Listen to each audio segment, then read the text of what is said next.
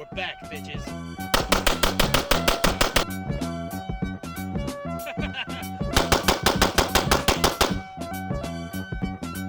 Oh. Ah!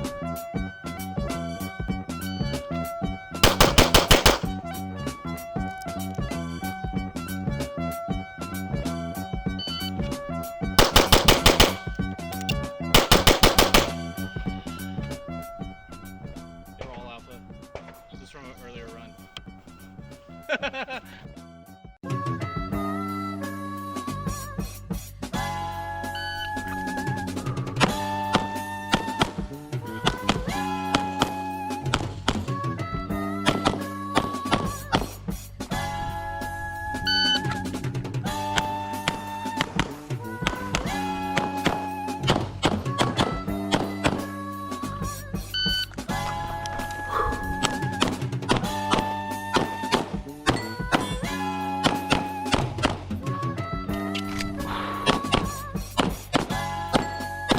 Fuck.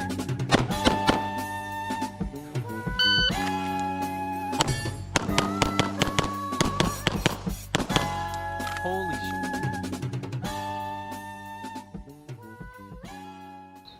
What's up, guys? So today we're going to be talking about the 92 XI Squalo. We got mine here. I think I'm close to now like 8.5 to 9,000 rounds. Shot this in limited optics. I think maybe with today, we just got back from a match here in SoCal, shoot at Prado. I think it's maybe like 12 matches total, or maybe like 10 or 12, something like that, in there. Since like September, right? We got these back in September of last year. Middle of last year, right around that time. Yeah. Yeah. So before that, I had just finished building a 2011 that I had like tricked out, and had like the Chile stainless steel grip, and got it cut for the dot, 507 comp, X300, and did all this work too, and then LTT brought these out, and I was like, oh, okay, and it was like, we're all gonna get one, right? Like, yeah, you know, the group were like, oh shit, they got like, you know, the single action, what I thought was a joke, the 9211, literally it's in the fucking name. It took me forever to realize that 92XI meant 9211. Like, so I thought it was a joke, like, oh yeah, the 9211, you know, yeah, sure, like let's all get one and we'll try it out. So we ended up getting three, one for myself, one for Mo, and one for Jarrod. And I think maybe after like the first couple of times we went out to the range, and then after my first match, I was just hooked, and like I hadn't picked up my 2011 since then. Before it was 23 or 20? No, we got them in 24. In 24. Yep, we got them in 24. So you started shooting it in September. We got them a little bit before that. So you started shooting the matches in September. Yeah. And then really since then it's what you've run. Since then, yeah, this has not come out of my holster. Like, it doesn't, if it's my competition belt or inside the waistband, I have not shot anything else. So I actually sold that 2011 because I am full spaghetti gat, you know, pizza gat now. Team LTT. Yeah, it's the way to go. The damn child came into the garage. We had to send him out. So where was I? We were talking about shoot a competition, and then like this became like my main squeeze. And I haven't really put it down since. All my other guns have just sat, and I've been all about the Beretta after picking this up. And we all love. Yeah. I mean, obviously, one of the sponsored shooters, brand ambassadors for LTT, love working with Amy and Ernest and the crew over there.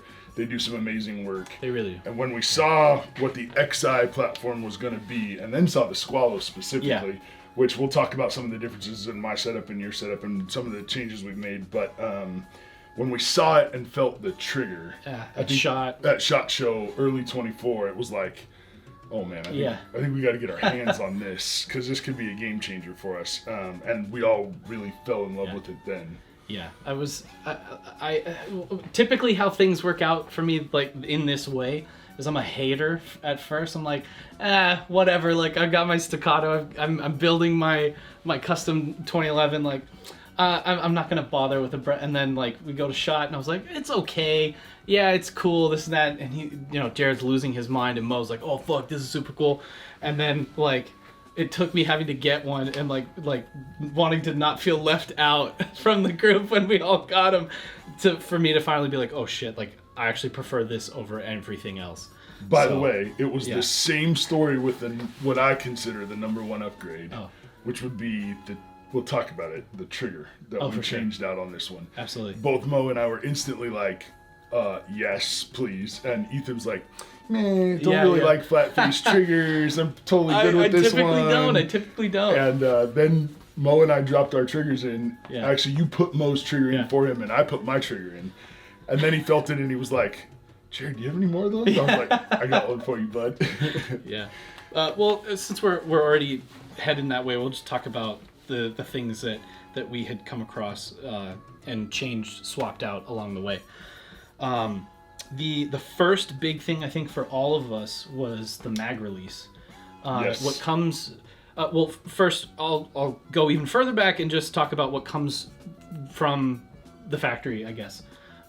You have the 92XI, so we have a Vertec frame instead of like with the hump, so we get a little straighter, like more 1911 style grip on the actual grip itself.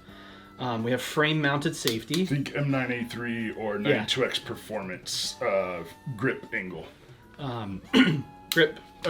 Frame-mounted safety, just like your 1911, 2011s. Hammer-fired, of course. It's a Beretta 92. And came with a... this gun specifically was tailored to competition. So we had an extended mag release. It comes from the factory with the Magwell.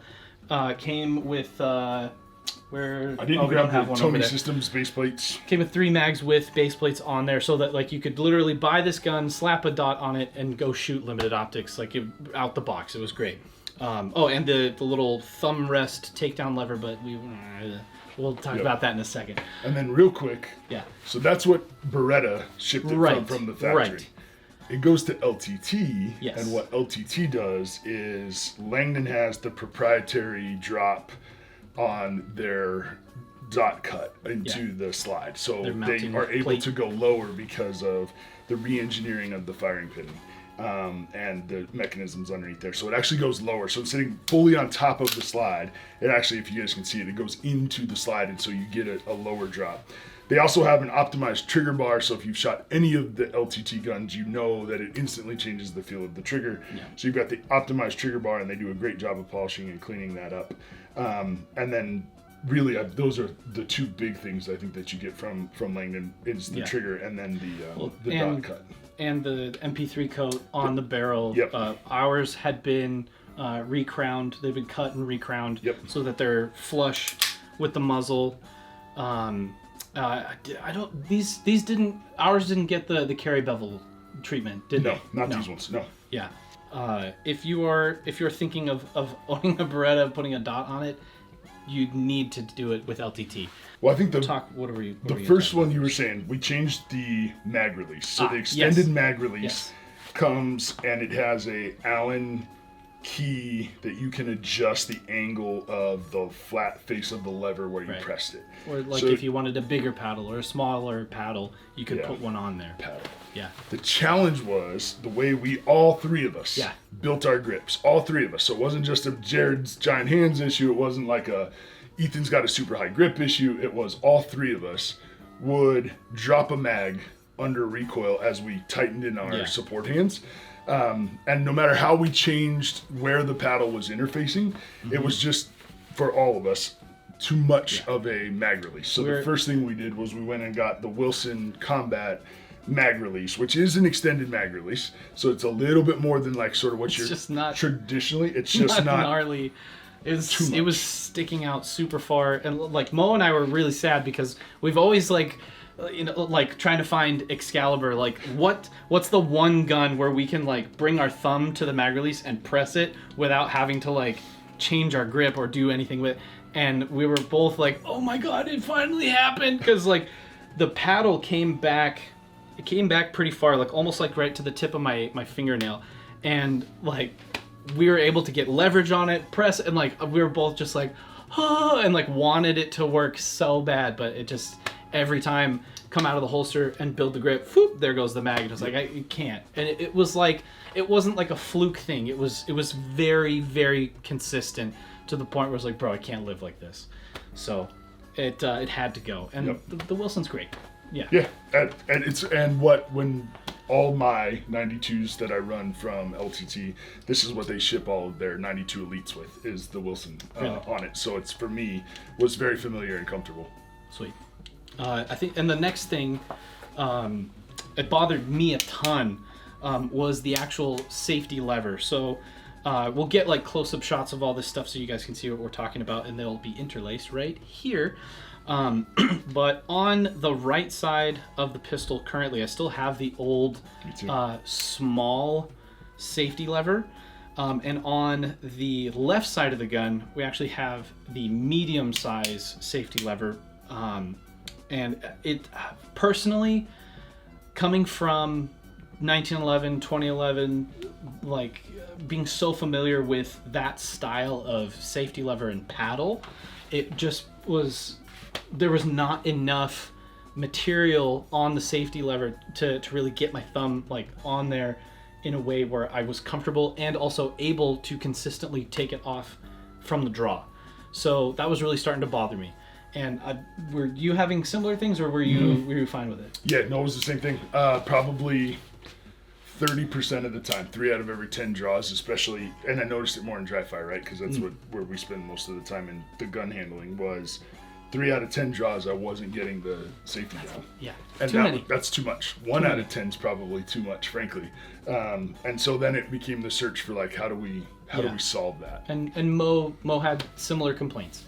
That it wasn't enough of a ledge that we're kind of used to with the 1911, 2011 platform. So we were looking around, and we got the are they large or extra large? Yeah. They're fucking insane. Like they're like a half pipe, like a skateboard half pipe on the side of the pistol. I got large thumbs, and it covered 3/4 of my thumb. Like that's how much material you had to press down on. Yeah, and like it was just. And then you would build the grip, and the top of the grip was like impossible. That. I don't know who the hell is using safety levers. So it works like great that. on the performance. Interestingly enough, because it's just it's a little bit further back. It sits slightly different on the frame. I don't know how to describe it. I had one on my defensive. It sits slightly different on the frame. It feels slightly different. One other thing is like was running different grips on my performance. You could get away with it. I didn't run it. I ran this on my performance too. But I know guys that do, and they liked it. And I've shot a few of them that you could get away with it. Part of it too was most of the performances were shot in CO, not LO, because that came out first. And so you were decocking the hammer anyway with the safety down. Sure. So when you drew the gun, you were starting with your thumb on top of the safety already depressed, and then building your grip underneath it. So just a big ledge. That's all it was. It was almost like having a thumb rest for your rear thumb, which makes no sense, but it was what you had. Cool. So it was too much, too much. So we were like, oh well, maybe I could sit there and like carve it out, Dremel out like a little custom thing, blah blah. And it was too much. I was like, bro, this is ridiculous. So Jarrod actually found the medium ones. We ordered those, and for me and my hands, it's perfect. It's just enough lever for me to actuate it like perfectly. Mo was having some issues with the medium lever. He was saying that it was like it was digging into like the meat of his support hand, like on the drumstick of his thumb, like back here. So I had actually reshaped his slightly, but still kept the same like ramp, if you will, or the same like amount of ledge on the safety lever so that he could still actuate it, but like brought down the the like top hump here so that it wasn't like rubbing or like pushing into his hand, and he's been fine with it since. But have you had any issues? I'm aware of it. Like I can feel it, but it doesn't bother me. Under recoil? Yeah, it doesn't bother me, and I have never turned it on under recoil. Sure. Yeah, Like, me neither. So like that's not an issue for me. I've shot plenty of other 2011s, all the ones that Ethan's built, all the Staccatos, several Atlases. I don't feel those safeties at all, so I feel this one, and it might be because we have high grips and maybe just where those sit on the frame. But I guess like when you're dry firing, you're aware of it because there's nothing happening, but literally under live fire, the first round goes off and it's like squeeze the left hand and off we go. So. Yeah, we'll actually show it, but if you want to talk about the takedown lever. So the next one that Mo and I changed was we changed the takedown lever. But before we go there, let's talk about the safety real quick. Oh, interestingly enough, the medium safety is what they started shipping the 92X performances with, and there was an issue at a competition, a rather large competition, where a very well-known competitor did not make the production box. That was with medium on both sides, Correct. Right? Medium on both sides. So you're good to go if you have a small on one and medium on the other. But he had medium on both sides because that's how it shipped. And so after that, Beretta switched to shipping all of them with the small on both sides. So just sort of an interesting tidbit. You can find the medium if you're looking for them. We looked high and low pretty readily on Midwest Gunworks is the place that I find them every time I go look for them. So, and every time we've sent somebody there, they've been able to find them. So just an interesting tidbit about Beretta. The other one that Beretta changed that they ship all the time now is they ship with this takedown lever that's got like this extended amount of material that sort of acts like a thumb rest. If you're using that as a thumb rest, we should have conversations about the inputs you have on your grip. Maybe come out to a class. Yeah, like if you're just resting it there, maybe, but otherwise come see us at a class. It's also, interestingly enough, I've seen enough, because we know a lot of the Team Beretta shooters. If you put a ton of pressure down on that, it actually will create interesting wear on the slides because you're pressing down, it's creating a little bit of an arc underneath the bottom of the takedown because you can press it past. So just like if you're really driving it down, there's an interesting piece there. Don't touch it. You don't need to use it. So Ethan didn't change his because he had no issues with it. He runs the MSP from Tier 1 as his inside the waistband holster. He runs the MSP from Tier 1 as his outside the waistband holster. Although we did get you a Red Hill. And soon to be Red Hill. I think you'll be just fine with that one. We'll see. I guess I don't know if you've stuck it in the Red Hill or not. Yeah, I think so. Okay. And it ran just fine. No problems. Mo and I were running I ran first the Tier 1's Axis Elite, and the Squalo would not go in it. And then I got the APX after Donovan dropped that with Tier 1, and the Squalo would not go in it. And so what I thought I'd show you guys real quick, so I have the APX here from Tier 1 and Donovan at Point 1 Tactics. So when you look at sort of, yes, I have a large Honkus wedge on the back. You look at sort of the tight fit as it goes down where this hits, you can see already that there's very little clearance. And so the way it was designed when these were originally built was for the original takedown lever that came on the Beretta before they made the change. And goes in just fine. We'll interlace a close-up of that right here so you guys can see that. All right, guys. So we talked a little bit about changing out the takedown lever. So I'm going to show you real quick. So this is the reduced size takedown lever. You can see sort of the profile. If we do a side by side there, you might actually be able to see it's a little smaller on mine than it is on Ethan's. Ethan is running the one that comes with the gun from Beretta and also from LTT.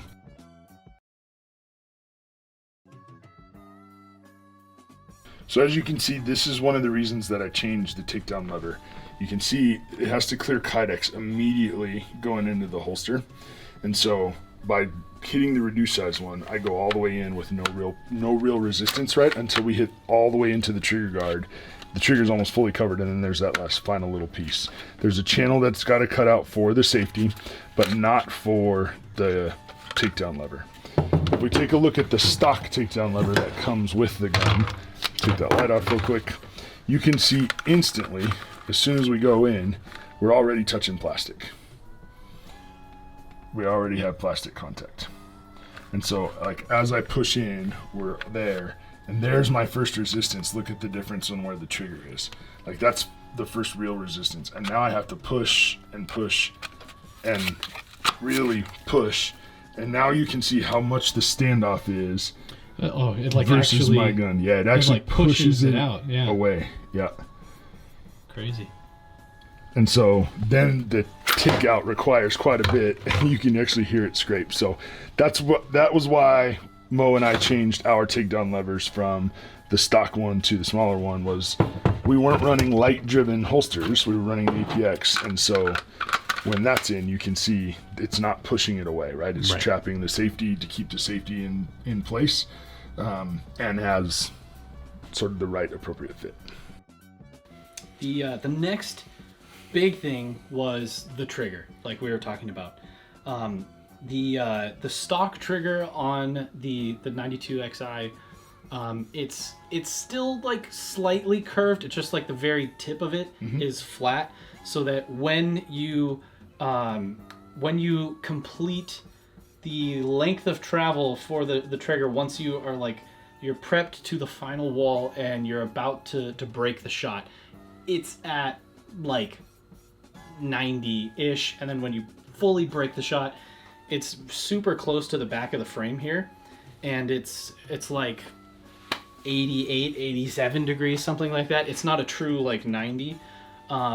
And it wasn't a horrible trigger. I shot it for maybe like a month or two, couple of training sessions and like 1 or 2 matches or something before swapping it out. Like I really liked it because I am not a flat face trigger person. I like curved triggers. It's just like residual trauma from shooting Glocks for so long. I like the stock like curved trigger shoe. It's just who I am. But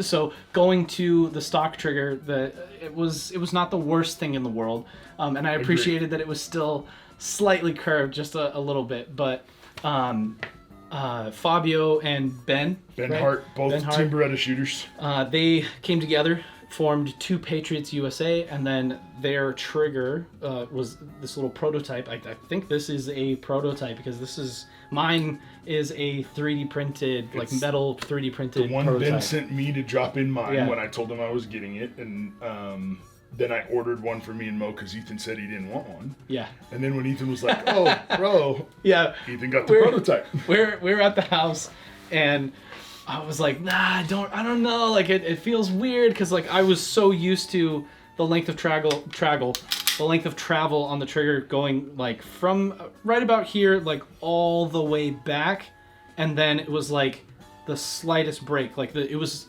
still like a 2-pound trigger with the stock trigger from LTT and all that. Like, so I was used to traveling super far back and then a break, and then we threw these in, and it's all the way to the front.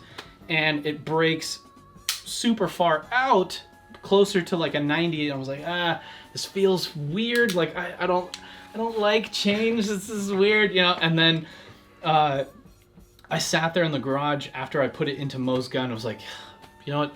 I'm just gonna dry fire this for like 10 minutes. And I sat there, and I was in Mo's house. He's got like little dry fire targets on the back of his garage door, and I'm just sitting there and like I'm feeling the whole thing, and I'm like, fuck, this is actually kind of nice. Like, shit. And so I went back out. I was like, Jarrod, is there another one? Can you think that Fabio and Ben can send me one? And it's like, god damn it. So he had this one at the house and gave it to me, and like I've never looked back. I would say that the 2 Patriots USA trigger is another one of those mandatory things. Like if you have a 92XI single action, just a whatever single action only Beretta gun that you can fit it in, get one, because it's just so nice. Especially the amount of travel now, like in its forward position, the trigger is damn near at 90. There is so little movement in pre-travel, and the shot breaks so cleanly, and the trigger doesn't move. There's no post-travel it's disgusting how lovely this trigger is. And how much the trigger, because it's just the trigger shoe, it's not necessarily the bar or anything, but it's crazy how much just the trigger shoe itself changes the feel of breaking a shot on this gun. It's wild. And I give Ben a ton of credit for that. So Ben Hart, who shoots for Team Beretta, when Ben and Fabio paired up, but Ben spent a ton of time engineering it. Ben's whole goal was to eliminate post-travel. Yeah. And if you find post-travel on this under live fire, you are more attentive to nuance than I am. You might find like a degree in dry fire, maybe. I guess it depends, but I agree, man. Outside of like, if you told me you were buying a Beretta 92XI, don't care what variant it is, first thing I tell you is you got to get Langdon's trigger job and dot cut. Hard stop. The very next thing I would tell you is the two Patriots trigger. Has to be. Yeah. It's so good that it's actually hurt me. Like in our classes and stuff, we talk about different levels of interacting with your trigger, and because it's so easy to press this trigger and that it allows you to get to that 2-pound wall, like, and break a shot so efficiently, so easily. My like left hand would just get so lazy under it, and so I'm just like controlled slapping the trigger just everywhere on every shot. It didn't matter what it was because it broke so nice. And so I have actually had to spend time like reeling myself back in a little bit and like really getting way more intimate with this trigger than I ever had to break that habit, because it's just effortless. It's definitely a cheat code, and it's so nice. But yeah, again, mandatory upgrade. The other one I think that you and I have a difference on, or me and you and Mo, you guys have the DPM Technologies Recoil system in your Beretta. So you want to talk about that? Yes. I put the DP. It's like I almost don't want to talk about it, or like feel like I shouldn't, because my opinion is biased because I've only ever shot this with that recoil system in here. It is, what am I doing? I need to do that, and then I need to twist this, and then the slide comes off. Yay! So from LTT they ship, is it tungsten or stainless? They send it stainless. Yep. Okay. I switched it out to show the one that LTT sends, so I can show what you get from LTT. LTT ships with a stainless guide rod, uncaptured guide rod and spring. Yep. What, do you know the weight? I don't. It's got to be like a 12 or something like that. It's pretty light. It's stainless, but it's pretty light. Oh no, I meant the spring. The spring? I don't know. I think it's a 12 and a half. If they're using their springs, I think it's a 12 and a half that comes with it. Okay. I think it's a 12 and a half. Yeah. So the DPMS systems technology, DPMS technologies is the name. That's if you're looking it up. DPMS Technologies. Yes. That's how you find them. Yeah, they're a little Italian company, and all they do is make springs and spring recoil systems, recoil mitigation systems for various platforms. We've got them for our ARs, we've got them for our AKs, and they are insane in the rifles. The reason why I'm like hesitant to talk about this Beretta one specifically is because I think it was like right when I got my gun, Mo had one of these for me and was just like, here, put this in there. I'm like, okay. So I threw it in there. It's a captured dual spring system, and I've only ever really shot with this. I maybe did like a mag and a half or something with the stock stainless setup, and that was it. So like all of my experience on this gun is with that system in it, and with the little Wilson Combat buffer plate thing in there. So I'm like, I don't really know, and that's why I before was asking if you would actually talk about this, because you've only ever shot with the LTT, like in all of your 92s, And like I know you've shot a little bit of, Yep. of my gun, so like what has your experience been with this? So I actually don't run the stainless steel. I run the tungsten. So I think it's they're gonna hate me. I think it's 1074, 10-74. I think that's the name of the company that makes the tungsten guide rod for the Beretta, because the Beretta made tungsten guide rod, like on Beretta's website, is never in stock. Like I've been shooting Beretta's forever now, and Langdon's for forever now. 4 years. Every time I go on the Beretta website, the tungsten one is not in stock. But you can find it on like Ben Steger's Pro Shop, or if you just type in 92 guide rod, tungsten guide rod, you'll eventually stumble across it like in the Google's machines.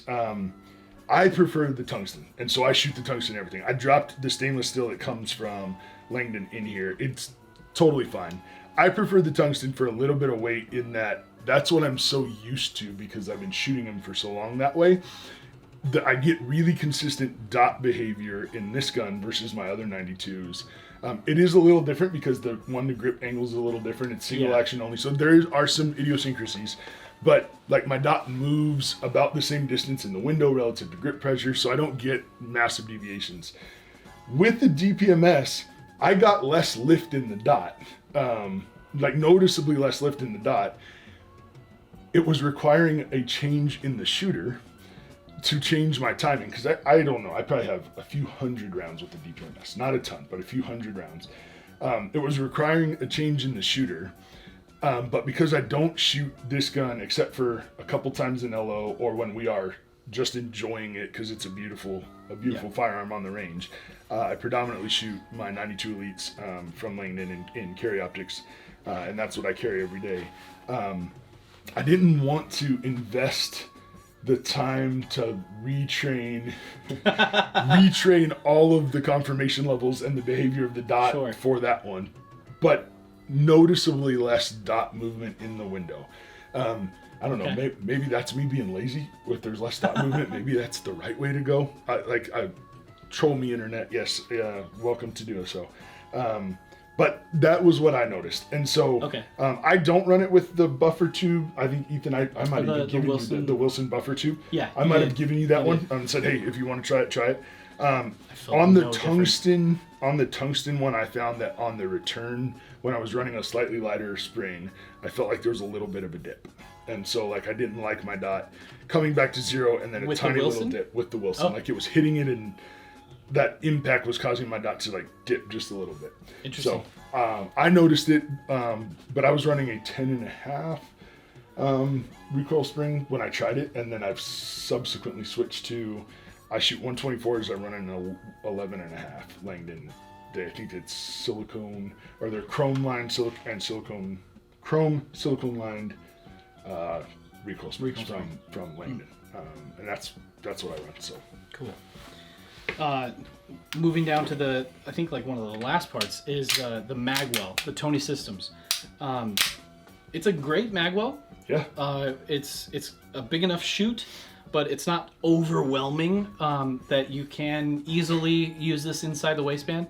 The only issue that I'd come across was the pin that keeps the hammer spring in place, and which also keeps the any Magwell in place, or the lanyard loop on any of the 92 or the pistols. Hammer spring cap on the traditional 92. That pin, for whatever reason, with this Magwell, it was just rotating ever so slightly, and it would increasingly get worse and worse and worse on my gun. I don't know if you were experiencing the same at all. I wasn't, although the last on my other 92, you noticed it when I threw the Beretta Magwell on and hit a reload. You saw it move and you were like, hey, I think that one's starting to walk on you. Mine doesn't have any wiggle, but this one we've changed out. I didn't have it, but I also wasn't running it. I mean, look at the Magwells. Yeah. Ethan's got a few more rounds and a few more reloads on his 92XI than I do on mine.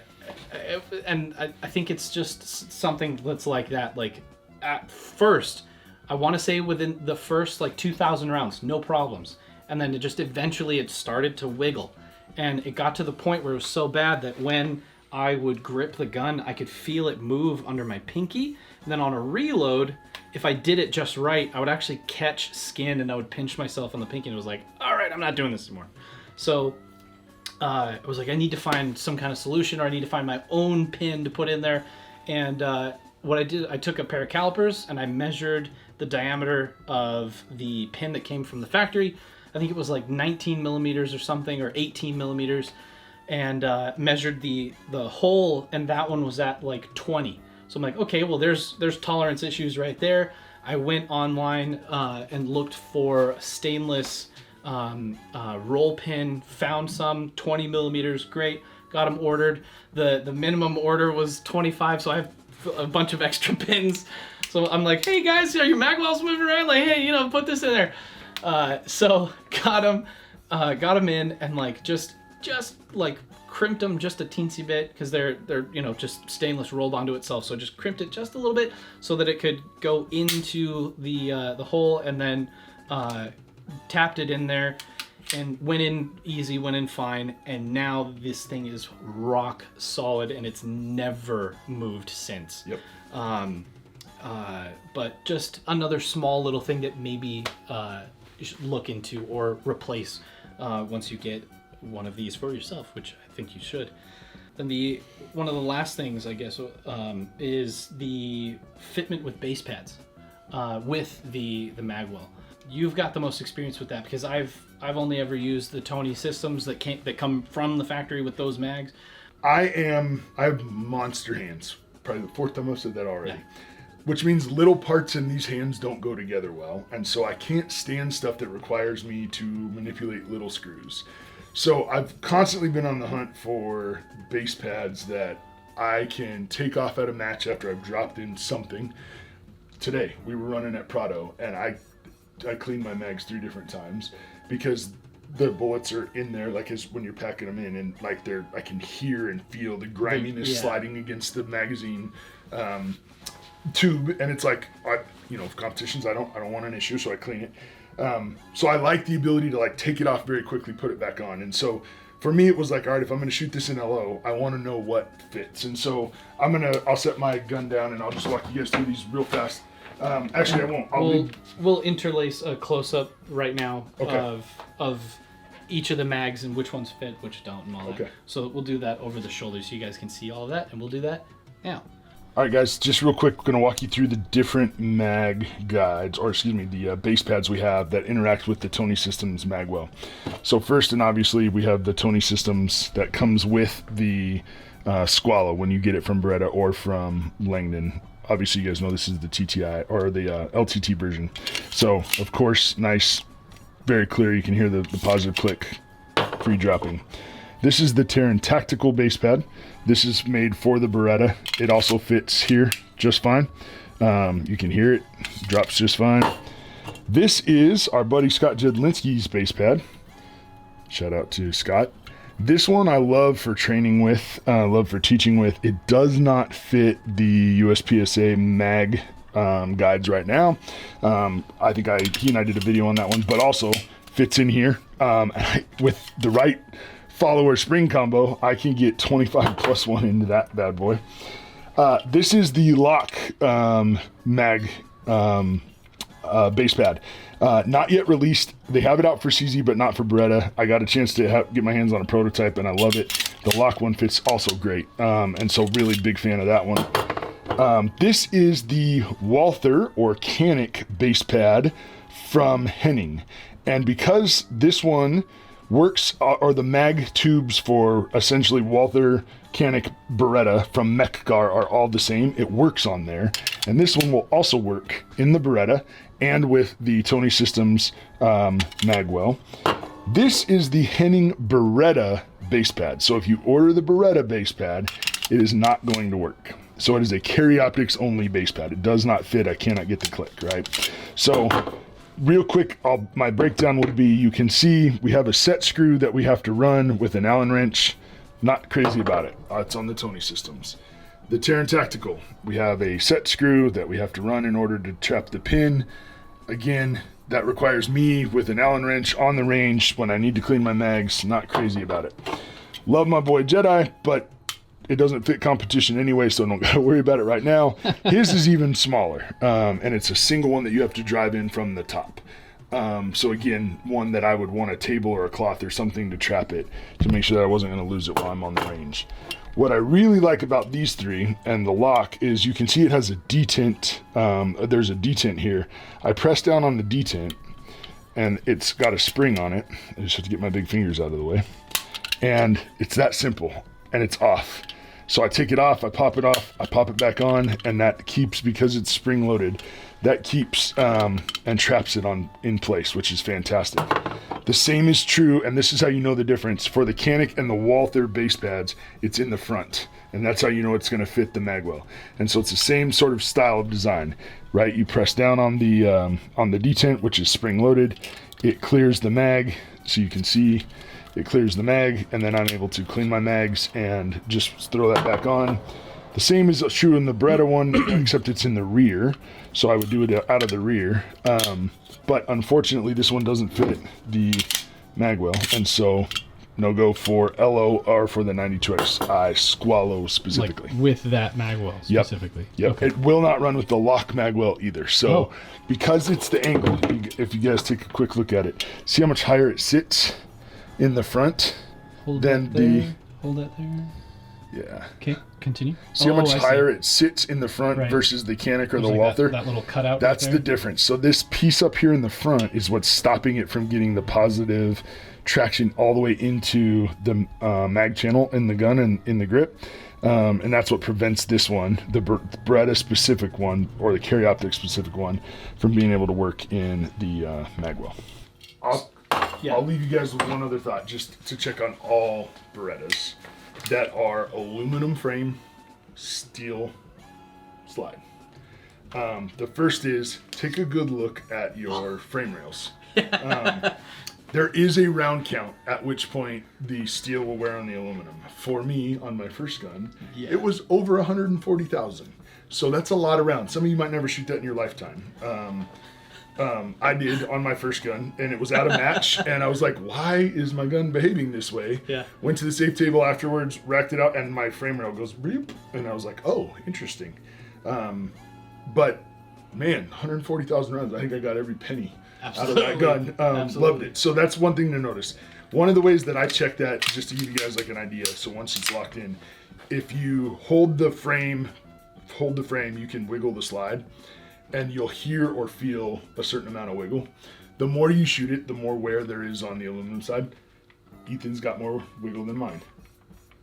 Yeah. See, you can hear yours and less on mine. He just has more rounds down. So it's simply a harder metal scraping against a softer metal. So it's one of the things that you'll notice. You got a little bit there. I mean, it definitely feels tighter on your gun, but yeah, I've got more rounds. Bajillion more rounds than you on here. The other one on all Berettas, guys, that you should constantly be checking, every Beretta you ever have, it's a part that's designed to fail, is the locking block. Every time you clean it, just pop the locking block off, take a look along the sides, right? Check for fractures and stuff. It's a maintenance thing. It's a part that's designed to fail. And so if you're a Beretta shooter, and you are a competitive shooter, guess what you should have in your range bag at every match you go to? Ask me how I know. Extra locking block. An extra locking block. And they're really simple and easy to switch out, or if you have an extra barrel, you can do it that way too. But other than that, man, these things are they really are low maintenance hammer fire guns. Now you're talking a low maintenance single action hammer fire gun. And there's just something about the Beretta, man. Yeah. Something about the spaghetti blaster. And it is pretty cool to watch these go out, and we're seeing these 6,000. I mean, the guy, the one dude's gun today, it was beautiful. It was I forget the brand. He told me, starts with a T. It'll come to me. That's how little I care about it, unless it's a spaghetti blaster.